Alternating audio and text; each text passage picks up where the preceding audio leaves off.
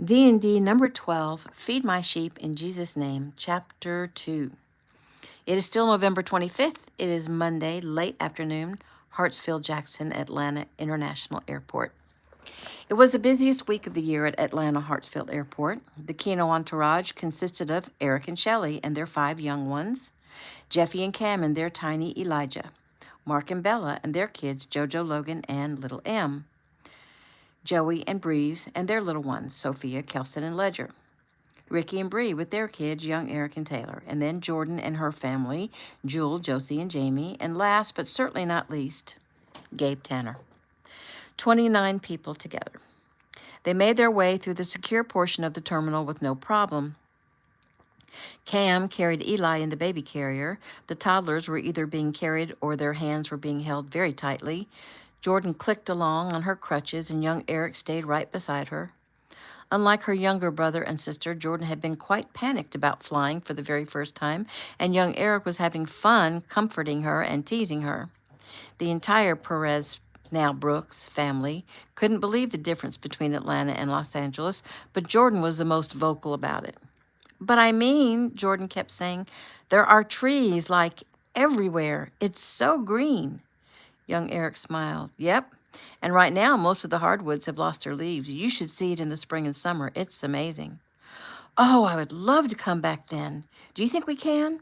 I can't believe I just asked you that. I mean, it's very expensive to fly, but I know I'm not supposed to talk about that kind of stuff. It would be great to come back, though. Wait, I'll be playing softball then. I won't be able to go anywhere except when the team travels. Oh, my goodness, look at that, she said, as she looked out the large window to see a jet take off.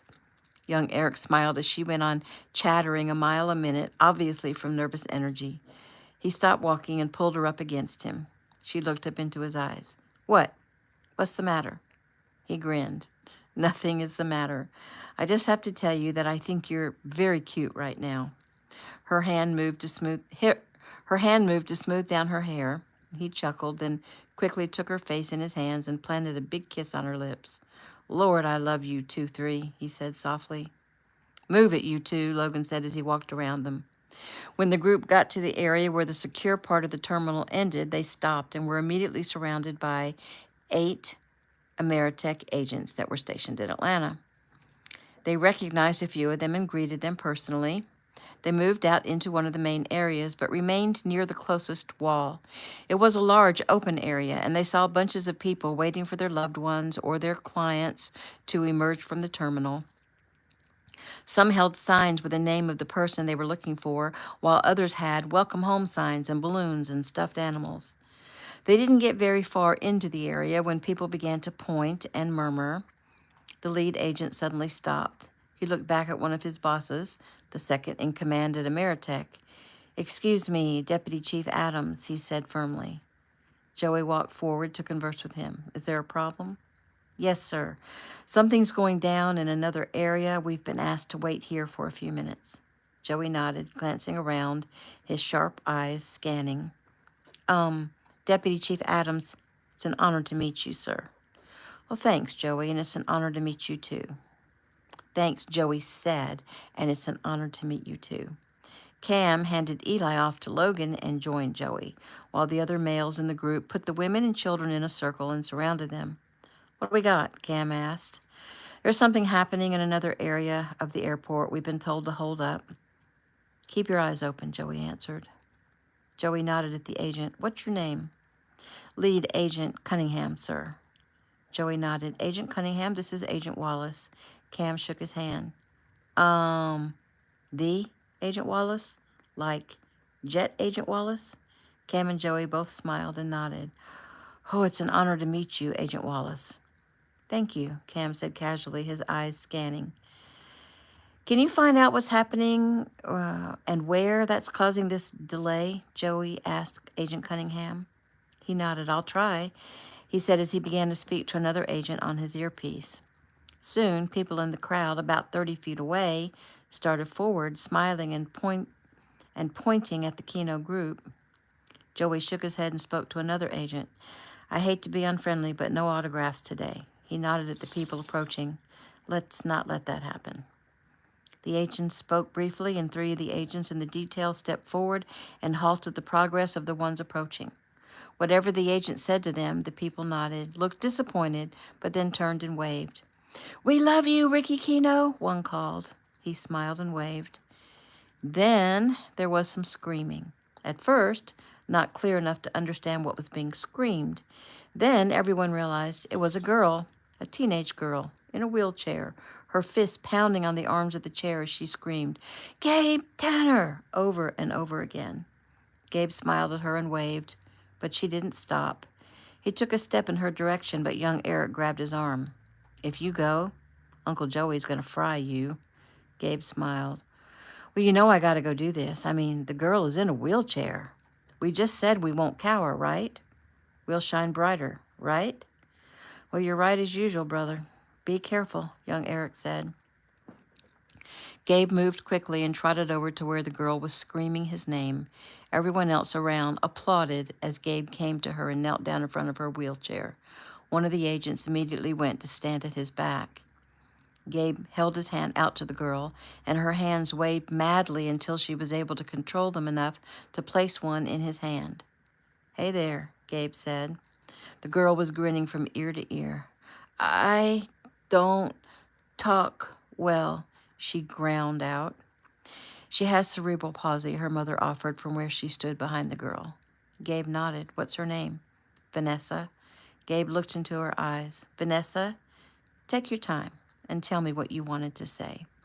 The girl's eyes immediately welled with tears, and Gabe smiled patiently as she spoke slowly.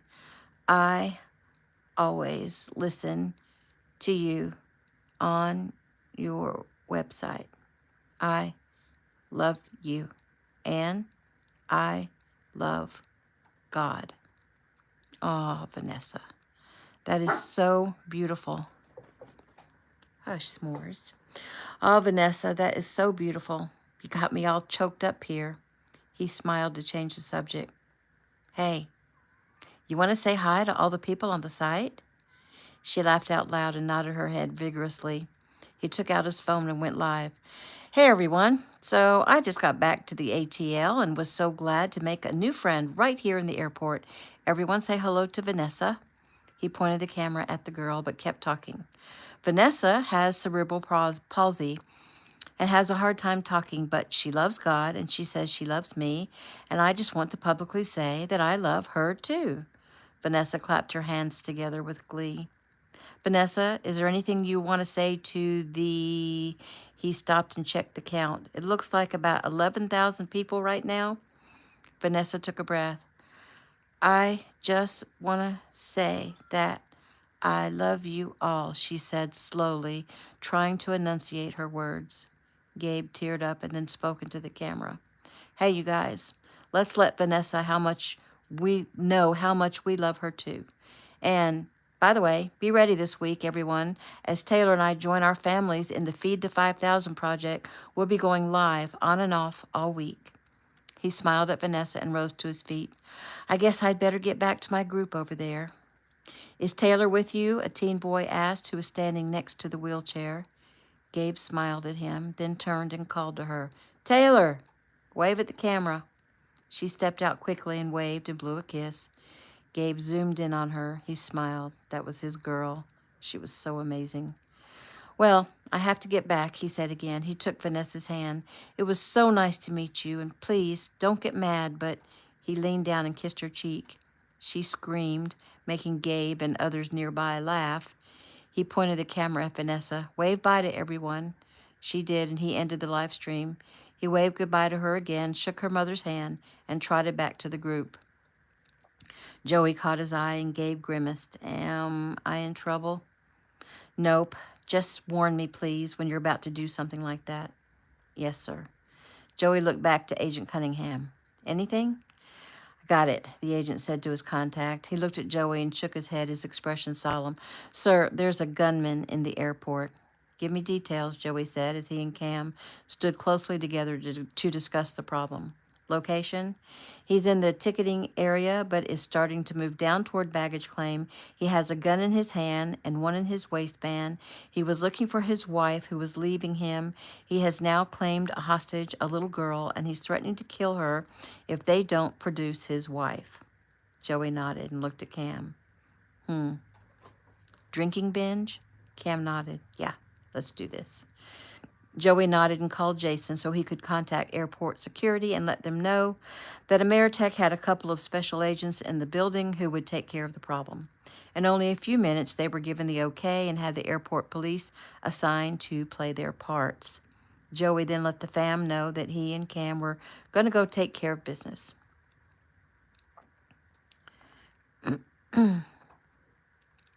A few minutes later, Joey and Cam made their way around to baggage claim and started walking toward ticketing. They were laughing and singing and falling down and helping each other up. Once the gunman saw two drunk men coming toward him, a couple of police stepped out and told Joey and Cam to stop. But Joey and Cam were having too much fun to listen to the cops. As the police told them to stop and tried to wave them away, they happily waved back at them. They got close enough to the man and made eye contact with him and asked him if he knew the song they were singing and tried to get him to sing with them. He tried to back away from them, jerking on the young girl in front of him. "Hey, maybe she knows the song," Joey said jovially. He leaned toward her, now only about 6 feet from her. "What do you say, little girl? Do you know this song?" He started slowly singing the words to Row, Row, Row Your Boat.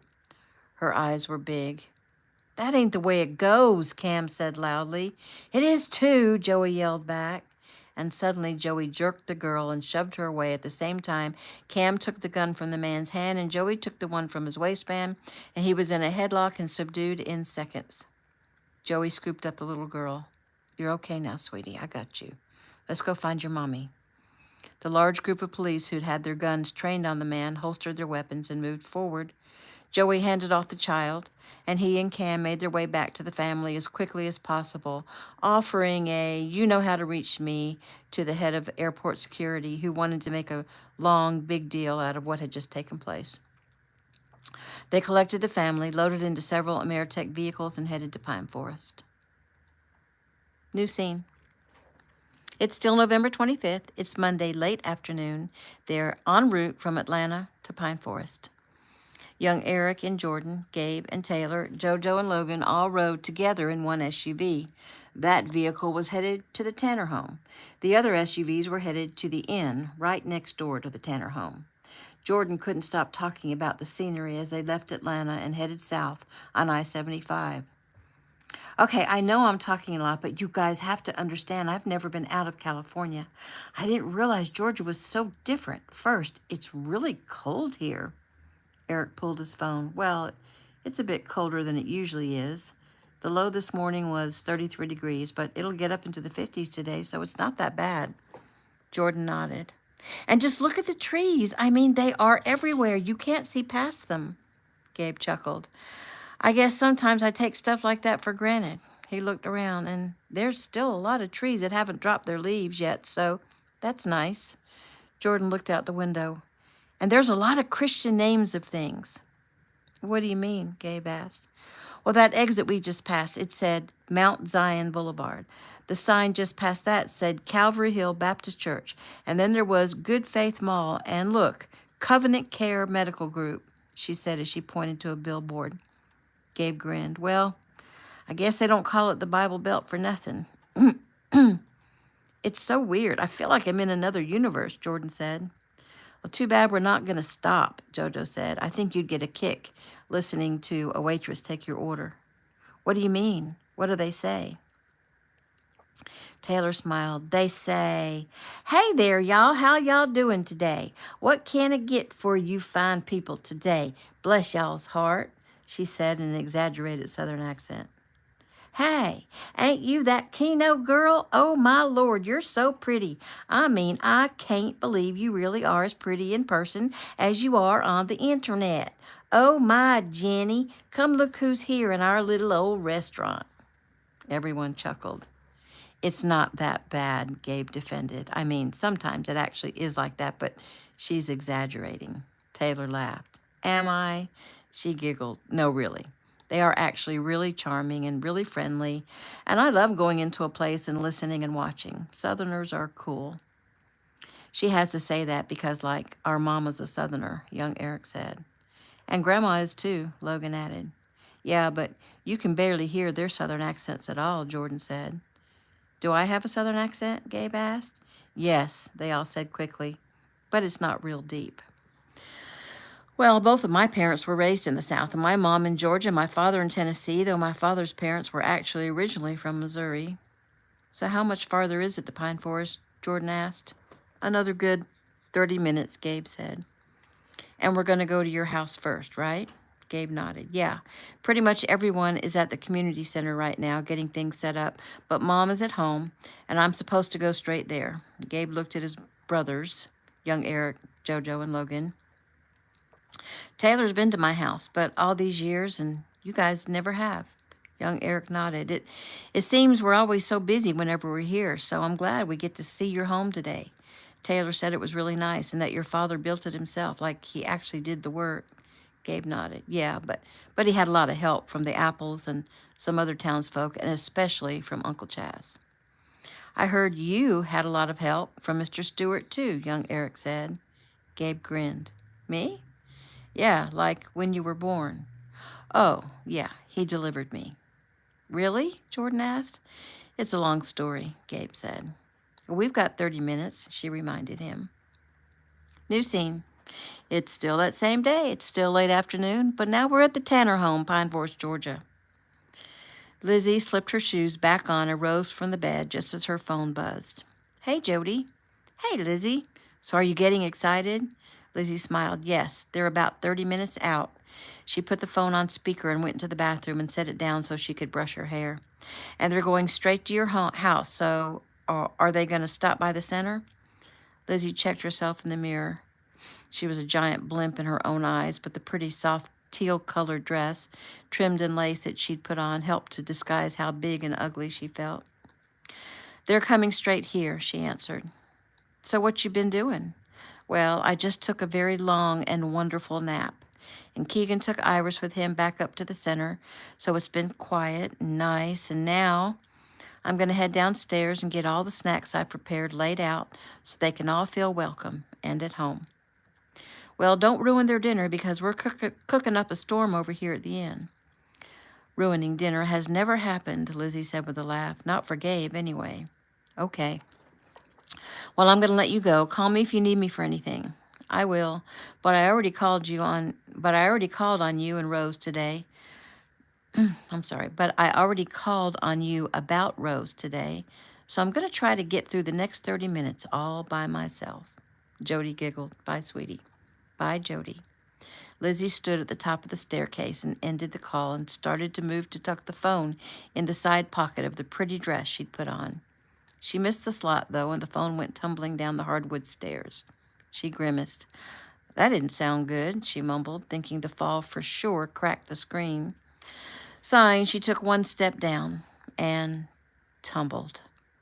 She only let out a short yelp as she turned a complete somersault. Her hand reached out, trying desperately to grab the handrail, and she actually did. She came to a halt about halfway down the steps, upside down. Moaning, she slowly untangled her feet and tried to hold herself up and get her feet swung around to the step below her. As she twisted, she cried out when a sharp pain shot across her lower back. She stopped moving, her breath coming fast. This is ridiculous, she thought. I can't stay like this on these steps. If I can get turned around, I can inch my way down. Very slowly, she inched her legs around until they were in front of her. Finally, she touched her feet to the step, 2 steps below the one she was now sitting on. And she blew out a breath, feeling good that she'd accomplished that. Now, she just needed to ease her bottom down 1 step. She tried to do it, but the pain in her back was excruciating and immobilizing. Beginning to realize that she was actually in a real predicament, her eyes welled with tears. If only Keegan was here. For that matter, if only Iris was here, she could run down and get Mommy's phone for her. But she was on her own, at least for about 30 minutes until Gabe arrived. And really, 30 minutes was not that long. She could wait. Assessing her injuries, she knew her back was hurt. She also knew she'd hit her head. Reaching up to the right side of her head, she could feel the lump. Still, she was okay. But then, the unthinkable happened. A very strong contraction began. It was not a regular contraction. It was strong, hard, long, and now she was getting worried, and the tears spilled over. She was distracted when her phone started ringing, and she wondered who it was. If it was Keegan and she didn't answer, he'd probably come home, she thought, hoping that it was indeed her husband. Then things got worse. Another contraction started, and with this one, her water broke. "Oh, no, no, no," she cried softly. "Please, Father, please help me," she prayed immediately. Could she deliver her own babies? She knew she could were she able to move, but with her back injured, she wasn't sure if she could keep them from falling down the stairs. She sniffed. "Oh, please, dear Jesus, I need help." She laid still until the contraction was over and then caught her breath and tried to move down. The pain was so agonizing that she almost passed out. Okay, she mumbled to herself. "Stay calm, Lizzie." She was now very dizzy and was having a hard time keeping her eyes open, and she was nauseated, which for her usually meant her blood pressure was dropping. "I have to get down these stairs," she thought. Drawing a deep breath, bracing for the pain, she forced herself to scoot down one step. She cried out, and that was the last thing she remembered. New scene. The Ameritech SUV moved slowly down the blacktop so that they could point the Stewart Ranch out to Jordan. "And that's the elder Stewart's home," Gabe said, pointing off to his right at a large brick home with white columns sitting up on a hill on a large piece of land. They came to a dead end in a dirt road. Gabe pointed again to the right at a metal gate. "Jordan, if you go through that gate and down that drive, you get to Uncle Chaz and Aunt Lisa's home. Uncle Chaz built his home himself, too. It's like in the woods, and it's really nice." "We'll have to take you over there this week, if we can find some time," young Eric said. "It really is nice." "Is that where the barn is, where Lena got married?" she said. "She was married in a barn." "Yes, it's down the drive past their house," Gabe answered. They turned left onto the dirt road and went slow as they passed a large gate in front of the Pine Forest Country Inn and Cottages, normally just referred to as the inn. Peering through the black iron gate on the left as they passed, they went a short distance and turned left into a drive and stopped at another big iron gate. Gabe leaned out the side window and punched in the code, and the gate slowly swung open. "I guess you're happy to be home, huh?" Jojo said. Gabe nodded. "I'm really looking forward to what I'm sure Mom has ready, which is her breakfast muffins and a huge glass of ice-cold raw milk." He smiled at Taylor and squeezed her hand. The vehicle drove up to the front porch, which was a huge wraparound deal, true to Southern origins, and Gabe waited for everyone to get out of the vehicle. He invited the driver in, but he said he had another assignment, and they waited on Jordan and made their way up to the front door. Gabe punched in a code and swung the door open. "Mom," he called, "we're here." He dropped his bags by the front door and told everyone else to do the same, and when he didn't hear anything, he shrugged. "That's weird." He glanced in the kitchen, which was in the front of the house to the left. Then he glanced to the right, which was the formal living room, and then he glanced a little farther down toward the staircase on the left, and his mouth dropped open. "Mom?" He ran toward her. She appeared to be asleep on the staircase. "Mom?" He felt for a pulse, and young Eric immediately got on the phone and called his dad. "Dad, it's Mrs. Tanner. I think we need an ambulance." "I was just about to call you," Ricky answered. "Jeffy's on the way, and we have help coming." "Mom," Gabe said softly, his eyes glistening with tears. He was greatly relieved when she stirred and her eyes blinked open. "Gabe," she blubbered, "I missed you so much." "Mom, what happened? Are you hurt? Did you pass out?" She shook her head. "I fell, and I can't move very much. I hurt my back. I'm stuck." "Can we help you? Can we move you down?" "I'm not sure, but I'm in labor and my water broke, and I'm worried about the babies." Lizzie tried to sit up, but the move made her cry out in pain. "Okay, Mom, be still. We have help on the way." "I dropped my phone. Call your dad." He put his hand on his mother's forehead. "Mom, you're going to be okay." You be okay. Do you hear? I hear, but I'm feeling very strange, Gabe. Weak and like I can't keep my eyes open. I missed you so much. Gabe looked down at the steps and realized there was amniotic fluid and blood on the steps. Mom, keep your eyes open and look at me. She smiled and sighed. The grass is so soft here. What? The grass, she whispered. It's so green and soft. I just want to stay here. Mom, what are you talking about? Gabe asked, his voice panicked. Taylor looked at her brother, her eyes wide. Oh, Gabe, I see the tree. It looks just like you described. Gabe's eyes filled with tears. Mom, he said loudly, you stay here with me. You can't stay there. She sighed. Bradley? No, Gabe yelled. He looked around at his brothers. He shook his head in complete disbelief that this was happening. Logan moved forward and put his hand on Mrs. Tanner. Help me, everyone, he said softly. Taylor, Jordan, young Eric, and JoJo also put their hands on her, and Logan began to pray. He asked for healing. He asked for a relief from pain. He asked for comfort, and then in almost a panic, he asked for Jesus. Jesus, you know us. You especially know Gabe. Please don't take his mom away from him. Please help her. Please. I mean, like, before, when Granddad was dead, we always say your will be done, and we'll abide by that, but we still want to ask you to please help her. Help Mrs. Tanner and help the babies too. Please, Jesus, please. Jesus? Lizzie said softly and then let out a deep sigh. Gabe's eyes blinked open wide. Please, Jesus, don't take her from us. Please, he whispered. The door burst open and Jeffy came in. She went straight up the stairs and put her hands on Lizzie's chest, then on her head, and she began to cry. Oh, sweet lady, she murmured. She looked around. Guys, I need you to move her down to lay flat on the floor. Be very careful with her. Keep her back in line with her hips. It's not broken, but she is injured.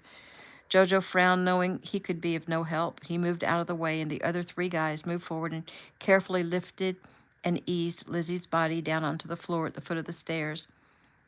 Jeffy looked up. Taylor, run upstairs to the closet down the hall on the left and grab sheets and pillows. Hurry.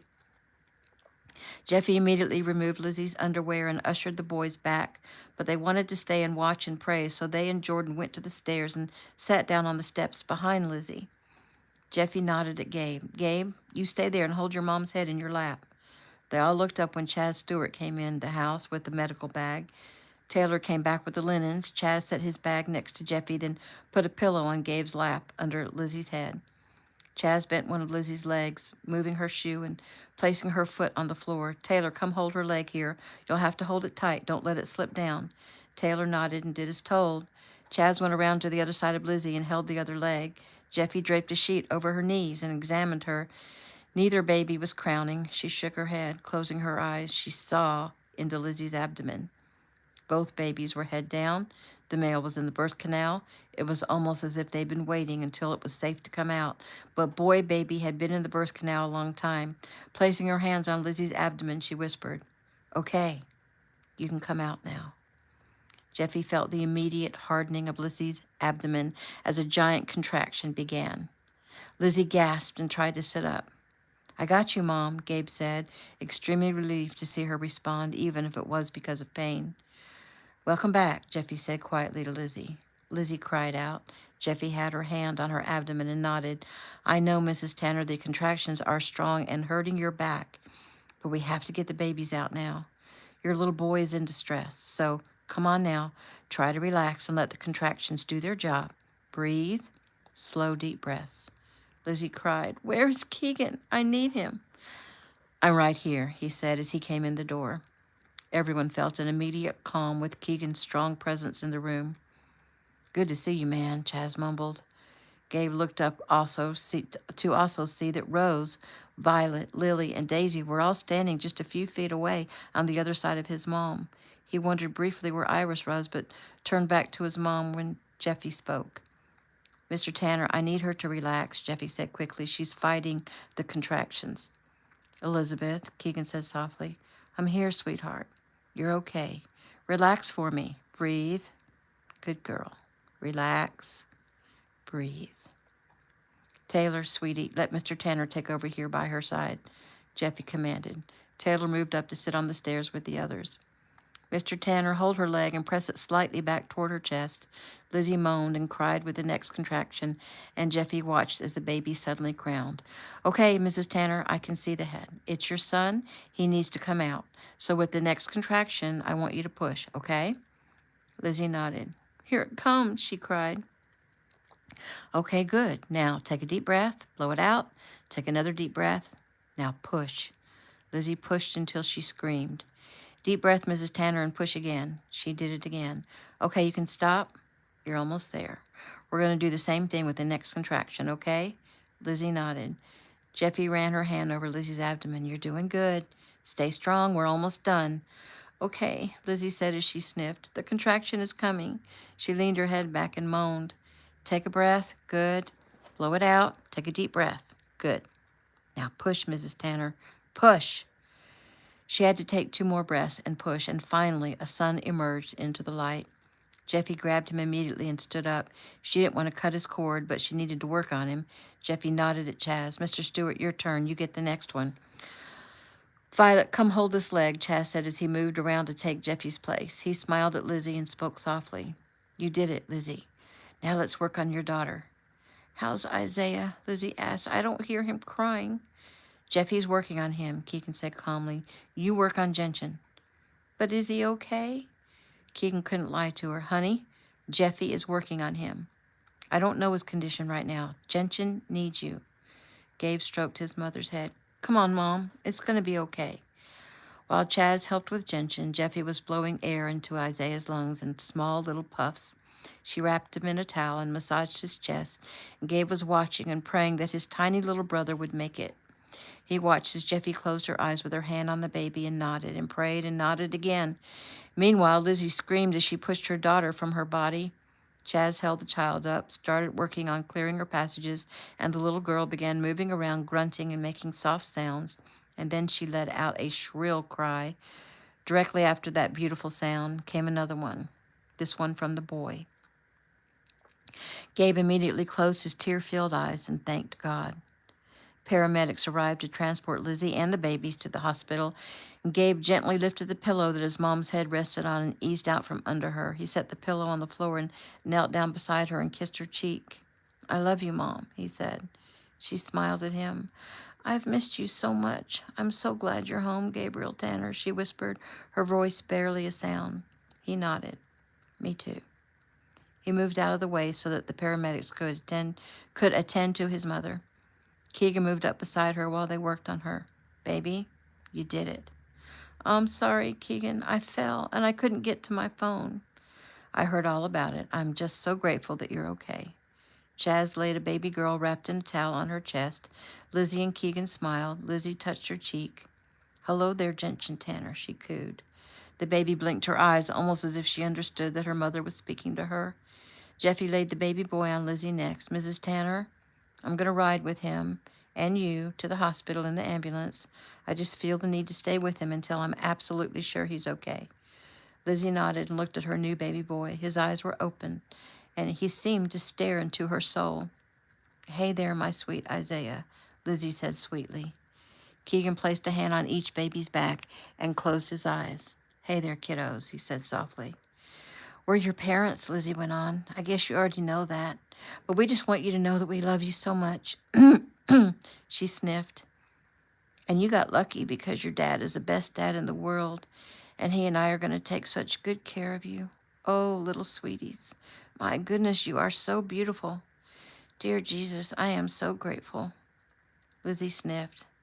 Thank you so much, Jeffy. Thank you for all you did. Jeffy smiled. Thank you for coming back. I know where you were. I know who you saw. I know it was tempting to let go.